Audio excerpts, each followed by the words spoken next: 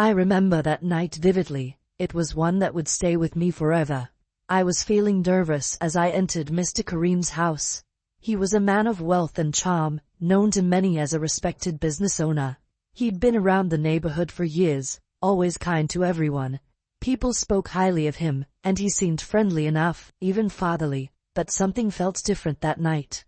I had come to his house for help. My family was going through a rough time, and he had kindly offered his assistance. It felt like a miracle to find someone willing to help us, especially when we were down to almost nothing. He said he had some advice and a possible solution to my troubles, and I trusted him. After all, he was like family, and I believed he wanted the best for me. Little did I know that night would be filled with unexpected twists that would leave me questioning everything. As soon as I stepped into his room, a strange sense of unease washed over me. The room was dimly lit, and he closed the door softly behind us. I watched as he locked it with a slight grin on his face, and I felt my heart skip a beat. This was not what I had anticipated. Mr. Kareem smiled and offered me a seat on his bed.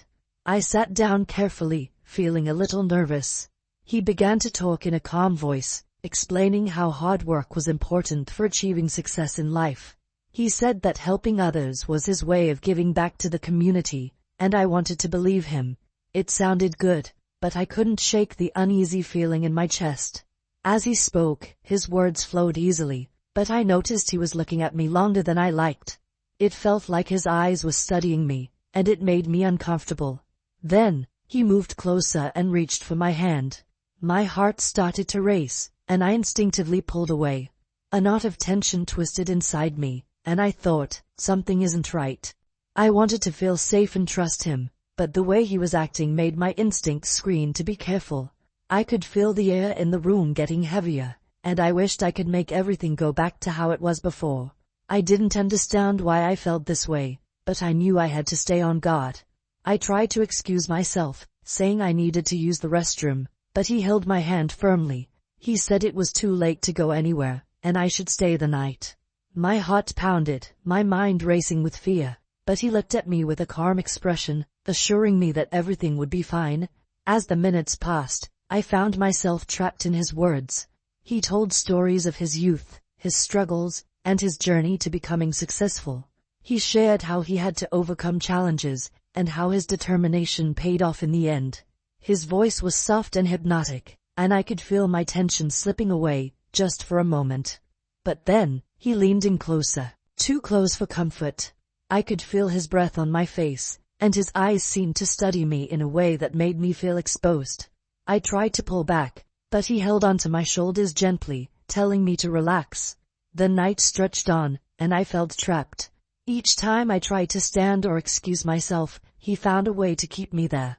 He'd switch the conversation to something light, making jokes or sharing stories that would momentarily distract me. But each time, he'd inch a little closer, and I would feel a pang of discomfort. I felt like I was drowning, unable to escape the room. My phone was in my bag, across the room, and I couldn't think of a way to reach it without him noticing. My mind raced with possible excuses, but each one seemed useless. Mr. Kareem suddenly grew serious. He looked me in the eyes and said, "You know, life is about taking chances." His voice was low, almost a whisper, as he continued, "Sometimes, you have to do things you're uncomfortable with if you want to get ahead." I tried to laugh it off, hoping it was just his way of giving life advice. But deep down, I felt the weight of his words pressing on me. It was as if he was hinting at something I wasn't prepared to understand. The minutes turned into hours, and I lost track of time. The window was closed, and the silence outside the room was overwhelming. I wanted to scream, to call for help, but my voice was stuck. I was afraid of what would happen if I dared to defy him. He asked me questions, personal ones, about my family and my dreams for the future.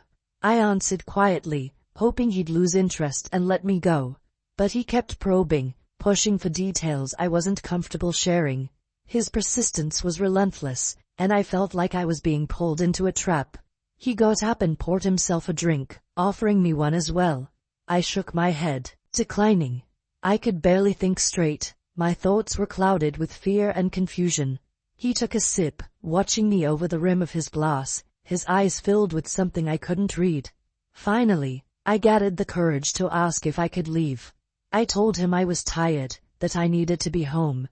But he shook his head slowly, telling me it was too late, that I was safer here. His words were meant to reassure me, but they only made me more anxious. I felt a cold shiver run down my spine as he locked the door once again, securing it with an unsettling calm. I was trapped, with no way out. He continued talking, each word feeling heavier than the last. I tried to stay calm, reminding myself that this was a man I trusted. But the trust was fading fast, replaced by a gnawing fear that I couldn't ignore. As the nights dragged on, I thought about my family. I wondered if they'd worry about me, if they'd know something was wrong. But I also feared that if I tried to leave, things might take a turn for the worse.